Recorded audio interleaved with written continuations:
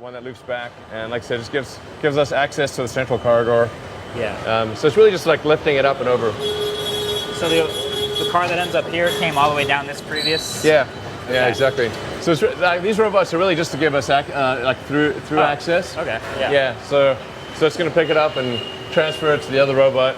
Yeah. But I think like like a design improvement we should do is like really just the one robot should just pass it to the other robot. Just pick it up. Yeah. Oh, like, there's a third one above us. Yeah, it's like it puts it on a table. The table rotates. It's like if we did this over, we would just have that giant robot pass it to that giant robot. Fair. Yeah. Handoff. Yeah. Right. There's like thousands of like little things like that help improve production. General Assembly kind of operates in kind of a U. So it goes, cars coming over there, go all the way down here, and then all the way that way. Okay. And you can see the car get progressively more complex as it goes down the General Assembly line. What does it look like when it starts this side of the assembly line? Oh, we can go there. Can we go there? Let's do it. Should we start there? Start at the beginning? Yeah, or? might as well. But here you can get a good sense for, there's like General Assembly is what I was talking about as being really well suited to people. Okay. Because you got a lot of weird things that you got to put together. Like, look at some of these, assemblies that like it's pretty hard for a robot to like connect this on. That makes sense. Yeah, it's, like depending upon how it comes out of the box, it could be like in a little different position. But it's pretty easy for somebody like, it's like, I just need to move it like an inch, bolt it in. It's probably really hard to write software to kind of know to adapt in all these different ways. Yeah, it's like if you try to have the robot do this, you got to have like a complicated vision system, and then like the vision system faults out. It's like it's not quite right. That's the hard part. We have a robot in our studio that moves the camera around, and the hardest part is when it faults. Yeah. You need a person there to know what to do. Exactly. So hopefully that doesn't happen much. Like for parts that are complicated and fiddly, like wiring harnesses are especially difficult. You see how like the wiring harness kind of needs to snake through the car. Yeah. It's literally like winding like a snake through the car. Yeah. You got to like poke it through holes and do various things. That's super difficult for a robot. See like how they're like putting the part of the air conditioning system there. Right.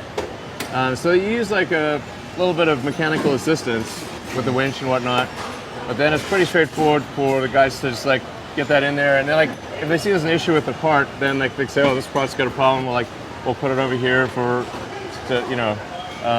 get fixed. Like this is like assembly line's like moving slowly. Yeah. So like moves along, and then if it gives people like time to get things done, like you can like stand on this and. I think you mentioned like the speed of the car coming out the other side is like 1 mile an hour or something like that. Yeah, it's super slow. You want to speed this up, right? Yeah, it's not even 1 mile an hour. It's even slower than that right now. But for SX, but for 3, it's like getting close to 1 mile an hour. Okay. But walking speed is 3 miles an hour, so it's like only 1/3 walking speed at 1 mile an hour. All right. But you can see like when you look on the inside of the car, you can see like how many little complicated little pieces there are. A lot. The things that are meant to for insulation, corrosion protection, airbags, road noise. Like it's all this stuff that gets put in here. Yeah. You can see like these are like the side airbags here. Oh, okay. Like most people, I think it's like pretty cool. Like most people never see like the inside of the car. Yeah, there's a million things you never see driving the car every day. Sure. This is like, sorry guys, sorry to interrupt. That's man, you make me look. If you don't mind being on the internet and stuff, is that cool? All right, YouTube's cool. I actually don't want to interrupt your work, but it's like you see like how like there's like a lot of tricky pieces, and like if for a person like this is like durable, Straightforward. Yeah, it takes a bit of training, get up to speed, but like once you like basically like a pro human can do this super well, and it's like hard for the robots to do that. But when we go to the body welding, I'll show you like what's a robot good at. And you'll see like there's tons of robots, like tons of people here, tons of robots there. But there's so much complexity and variation here. You gotta like thread those wires when it comes through. Especially like, here with this door. So like this is a car with like less stuff in it, and then it goes. We'll see the beginning of it. Right. And then it goes all the way around, gets more and more stuff added. And does it end at the end? General assembly ends probably somewhere down there. Yeah. Okay. So But you can see, it's interesting to see the car get progressively more complex as we add more parts to it. You know, this place used to employ like about 5,000 people, and now we got 10,000 people just in this location. Yeah. So what we do is we have like tons of shuttles and like we encourage ride sharing. Yeah. We got the Bay Area Rapid Transit station finally like went up. So just like trying to get people here is not easy. It's a big challenge. Yeah. What is this? Oh, this is actually like this is one of my favorite dumb robots. Okay. Yeah. I'm a fan right now. It's pretty cool. So like, there's a lot of fancy robots that like, but they have like lots of issues and they break down all the time. But these little guys are super great. But like, they follow this magnetic stripe. See, basically, it's like super easy to program. You don't even need to be a programmer, because you just like lay down the mag stripe, And it'll follow it.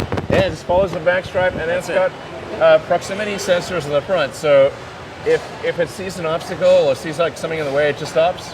And then as soon as something moves out of the way, it just keeps going.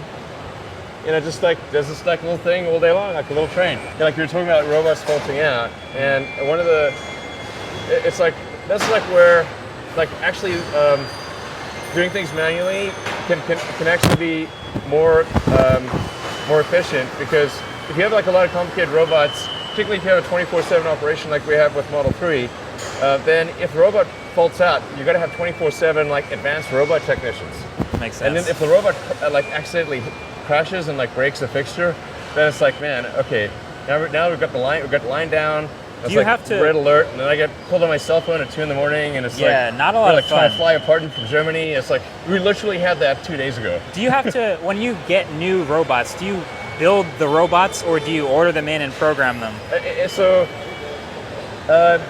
there's like different classes. There's many different types of robots. So the giant robot that we saw lifting the car is like that is a catalog item, but then we have to program the motions, Right. and the end effector is custom.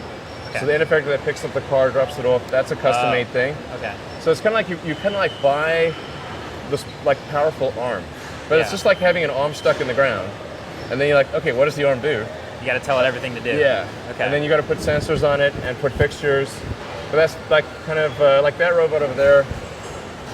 That's also one of like the ones that picks up the car. Oh, by the way, these are like named after X-Men. Oh yeah, I Okay, forgot yeah. about that. Just X-Men? I think feel like it's you might have too Marvel. many. It's like Marvel and X-Men. It's You like got to start to run out of names. Yeah. There's like actually turns out a lot of X-Men, by the way. Yeah. Okay. So you can see like this is like quite a beast of a robot. You can just buy that robot. You know, in this case it's a Fanuc robot. And you can buy the robot, but then the end effector that's carrying the car is something that's custom, and then you got to do the programming and the like wire in the sensors and that kind of thing. So To the level of precision of this massive robot, is it to like, as far as repeatable action, is it literally the same path every second? Yeah. Plus or minus an inch? oh no, it's Centimeter? better than that. For a big robot, there's a little less precision than a smaller robot. Yeah. But say a medium-sized robot will be accurate to 0.2, 0.3 millimeters. Oh, okay. What is the most popular paint color coming through here? That's black. Black? Yeah. It actually varies by country. Oh, interesting. Like, Watch out, there's a dumb robot coming through. oh yeah. No, this guy's like pretty cool. Like, watch. All right, this could go wrong. I don't know, you trust him more than I do. Yeah. Okay. All right. Okay. All right. Good job. Good job, robot. Yeah, no, I see a lot of silver and I see a lot of white Model X. Yeah. Just yeah, in so, New Jersey. black and white are the two most popular colors. Okay. The white and black are like black is slightly more popular than white in the U.S., but in like Europe, it's way more popular. Like white is a very rare color in Europe for a car. Okay. In the U.S., it's like it's about even with black. Black and white are the two most common colors. Got it. Yeah. And here you can see battery pack. This would be like a mating station for the battery pack. Oh, this is literally connecting the battery to the Yeah. car.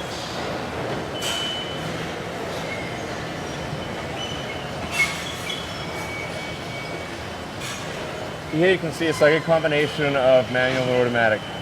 So It's like they're lining it's it up. like, yeah, exactly. It's It's done primarily by the robot system, by the automated system, but then you've got a person just making sure that the fine tuning is there. Gotcha. How do you feel about matte or satin colors Actually, on I cars? asked about that a lot. I actually like the aesthetics of matte. It's really tricky to repair matte. So, like with gloss, you can polish it out. With matte, if you get like a little ding, it's really hard to then rematch so it looks like an even matte. Yeah. You can't just like, you know. That's a fair point, yeah. So it's durable. It's something actually we would like to do matte in the future. But like right now, for example, like the paint shop's really operating at full tilt. So adding any complexity to the paint shop would not be wise right now. But I think it'd be a cool thing to do in the future. But these are sub-assemblies. So you can see like the front and rear drive units being built up. Yeah. And the sub-assemblies then feed the main assembly line. These are long assembly lines. Oh yeah. Well, it's integrating S and X. Okay. And it's making about 2,000 cars a week. Is Model 3 entirely, completely separate? I guess Yes. inside the same building, but separate whole process. The only place where Model 3 and S and X come together is in the paint shop. So the paint shop is processing S3 and X simultaneously down the same line. Gotcha. But otherwise, general assembly is separate, body separate. Everything else is separate. So just the paint shop where they come together. You've mentioned you've slept in the factory to be able to immediately like diagnose problems and hands-on fix what's not right. What type of things happen that you can immediately fix or immediately take action on? Actually, last 3 months last year, I mostly spent at Gigafactory trying to help fix the battery production, so module production, and it's a lot of little things, like looking at each little tiny part, each process. Say, is the process necessary? Like, because the best part is no part, best part of the process is no process, and occasionally at the design level you think something's necessary, but then it turns out it's not. So it's just like making sure connecting between design and manufacturing.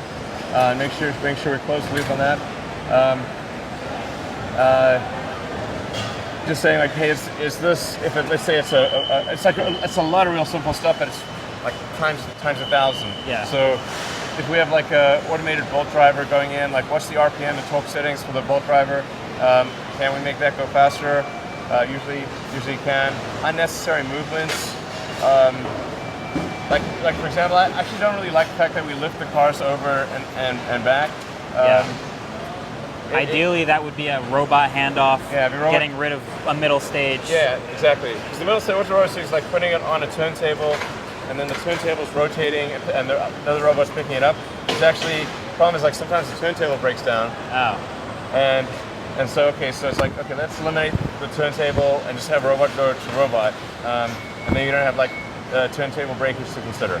So it's a lot of minimizing things that can go wrong and maximizing the efficiency of the simple things that go right. It's like design necessity of every part and every process. Yeah. The speed at which, especially the robots are going.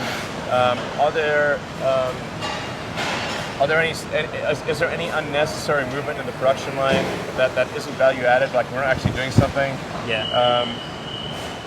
Like replacing elements of the production system that are not Not needed or redundant. Yeah, exactly.